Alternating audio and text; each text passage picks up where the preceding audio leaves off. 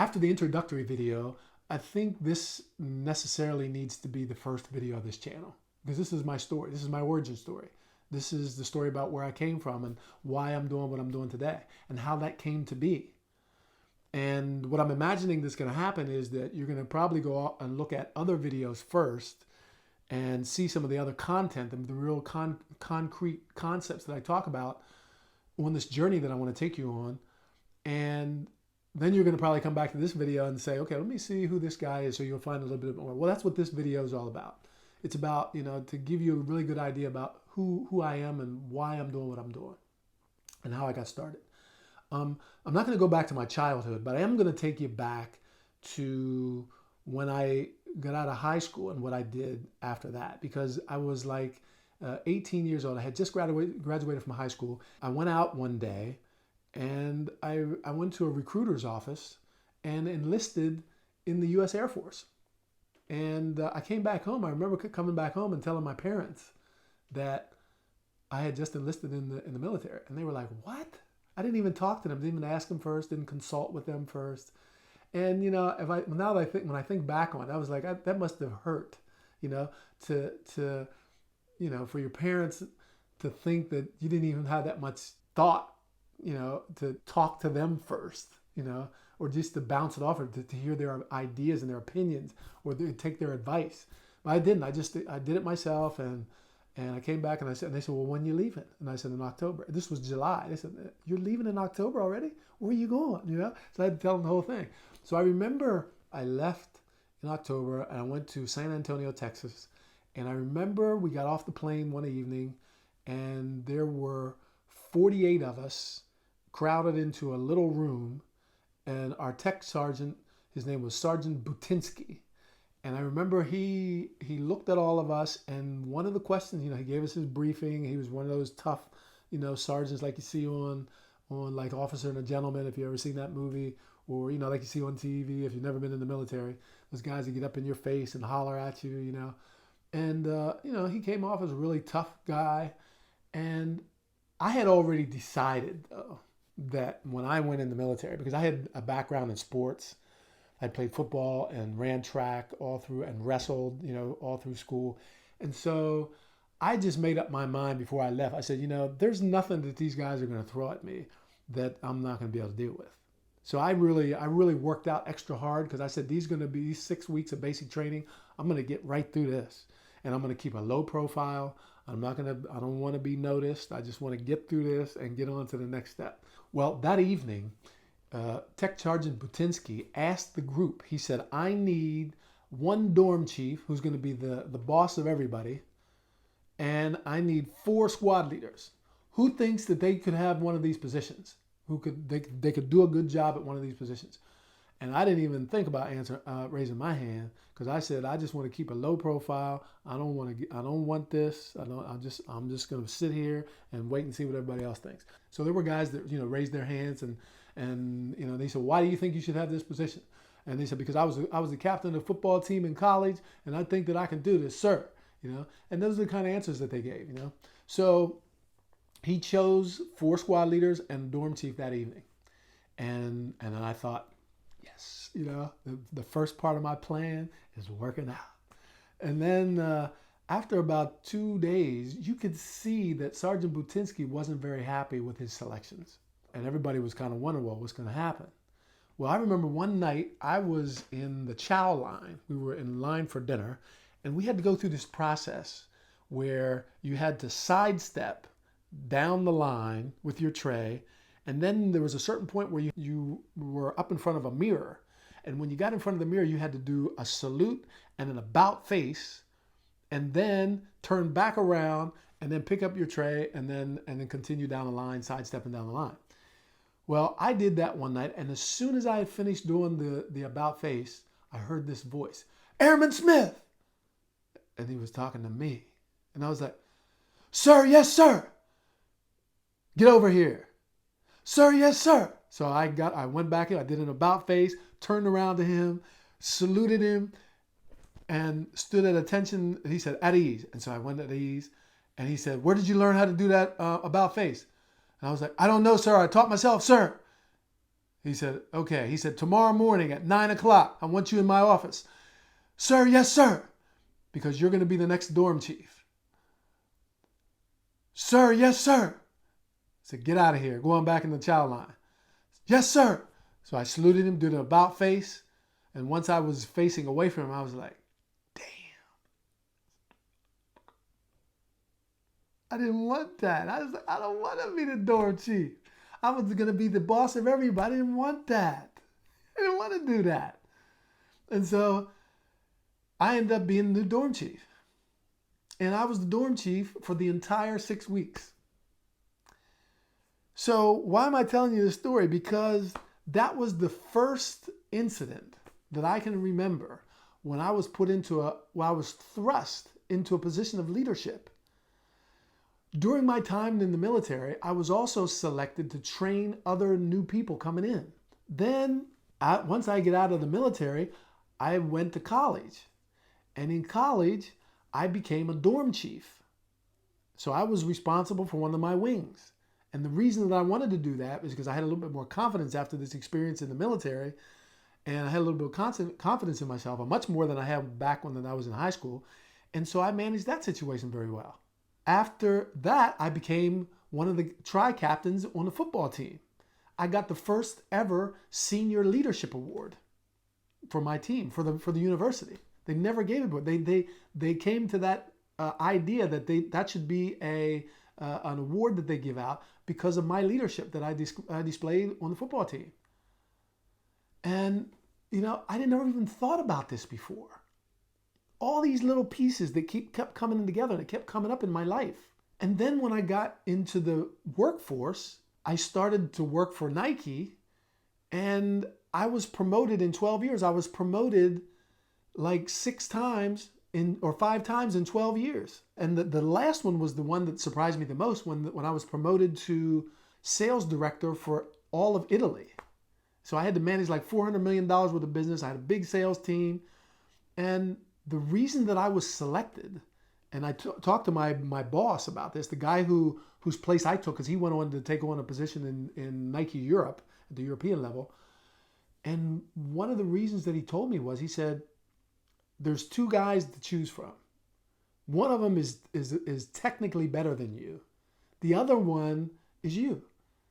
And you don't have the technical skills that he has, but you have the skills, the leadership skills that we need to develop the people in the organization. And that's the one we're giving more weight to when we did the promotion. That's why you were chosen. It's not because you're the best salesperson, because I wasn't, but it's because we need people to develop human resources. We need someone who's going to help people to grow. And we think that we've seen you do this, and we believe that you're the right person for the job. And so I kept getting this over and over and over again. And I slowly began to understand that there's something that I have. There's a certain capability that I have that even if I didn't see it in myself initially, someone else saw it in me. And they saw this repeatedly over my career. And so one of the things that I realized was, then I went on to Levi's and I was the country managing director for Levi's. One of the things that I realized over all these years was that, when I was a country managing director, when I was a sales director, one of the things that I didn't enjoy, and I'll just be completely honest with you, I did not enjoy going out into retail stores and talking to customers about sellout and all that stuff. I didn't enjoy that. You had to do it. It was part of the job. But one of the things that I really enjoyed the most, there were 2 things that I really enjoyed the most. One of them was giving motivational speeches to my sales team to help them to get motivated to sell. I really enjoyed doing that. And I loved communicating and I loved being on stage and I loved doing that. And the other thing that I really loved was, and this was the thing that I loved more than anything else, I loved helping people to grow. That's what I really loved. I loved helping people to grow. And it was such great satisfaction for me to know that I helped someone to grow, someone that was under me, that somebody, one of my employees, one of the people who I was asked to manage. And I was able to help them to grow to a point where they got a promotion even if they had to leave my department, but they got a promotion. Someone saw in them the ability to do more, to have more responsibility. And so I thought, that's a little feather in my cap too, that I was able to bring out that piece of that person to allow them to be able to be promoted. And I just thought, that's what I love to do. And I loved that so much that that's what prompted me to leave. That's what prompted me to say, you know what? I'm not completely happy here, even though I should be. Because the thing that I want to do full time is to help people to grow. And that's why I left. That's why I left the corporate world, and that's why I'm doing what I'm doing today. That's why I've been doing this for the last 20 years. The only thing is, and which is one of the reasons why we're here on this channel, is because it's not about just coaching. It's about the transition that I made from one-to-one coaching to one-to-many coaching. From doing coaching face-to-face to doing it digitally through coaching online, through video courses and seminars online, and we'll even talk about some events. But this is really about digital coaching, and not necessarily one-to-one. It could be group coaching, it could be one-to-many coaching, and have different forms. But this is the journey that I went on, and so I started there. And when I got to the point where I said it's time to leave, because I realize now what I'm here on this earth to do. And if you've never ever had this realization that you are here, and I really believe this, I believe that everybody is here on this earth for a specific reason. And if you don't believe that, then that's okay. That's fine. But I believe that. And I know that there are other people who believe that too. If you've ever been in any of Tony Robbins' courses, he believes that too. And that's what he talks about. But I just believe it. It's just something that I feel. That I believe, and I'll tell you exactly what it is before I end this video. Once I left the corporate world, I went to a seminar that was highly influenced by what Tony Robbins teaches. It was by some guy named Roberto Re here in Italy. But it was the same stuff that Tony Robbins teaches. As a matter of fact, he took Tony's model and brought it to Italy. Anyway, and in this leadership course, it was about personal leadership. Because, and this might be a little tidbit for you that could be interesting if you have a small business or a big business and you're managing people. Before you lead and you think about leadership and leading others, you first have to be able to lead yourself. Anyway, so one of the things that we did in that seminar was to talk about what is your purpose in life. And I, under his guidance, I came to the conclusion that I believe that I'm here on this earth to use my communicative skills to help as many people as I can to improve their quality of life. And so you might ask us, well, what's that have to do with coaching in companies? Well, you can do that in a lot of different ways. It doesn't necessarily have to be one-to-one coaching for somebody who wants to change some aspect of their life like I did, who wants to leave their job and get another job or start up a business or something like that. It could be, though. It could be that's where you are in your life. It could be that you're thinking about doing something similar to what I did and leaving your job and starting a new career, starting a new path in life. Or maybe you're retired now and you want to think about how to, make your knowledge and experience available to others, whatever it is. But I believe that that's a necessary place to start, is to think about, why are you here on this earth? What are you here to do? What are you here to accomplish? What legacy do you want to leave? What do you want people to say about you when you're not here anymore? Or when you're no longer in their lives and you've moved on to do something else, or they've moved on? I just think that that's such an interesting and necessary reflection to have. So I'm going to stop here now. And the next part that I'm going to talk about in another video is about the coaching business and how I got into the coaching business. And, you might find it helpful because, if you, were just like me, you say, I have a lot of experience, but I don't know how to use it. I don't know how to package it. I don't know how to do courses and seminars. I don't know how to teach people stuff in a very effective way. I've never done that before in a very structured way. And so I didn't know that stuff either. And so I started to think about, how am I going to be able to do this if this is really what I want? And so that's going to be what I'm going to talk about in the next video. Okay? We're going to talk about the coaching business and how you could think about getting into it like I did. Okay?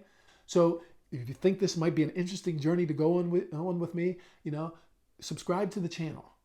And, always pay attention to what's in the description, because there might be some links in there for you. It might have some resources. That's what I see in the future, of having some resources for you that you might want to download or whatever.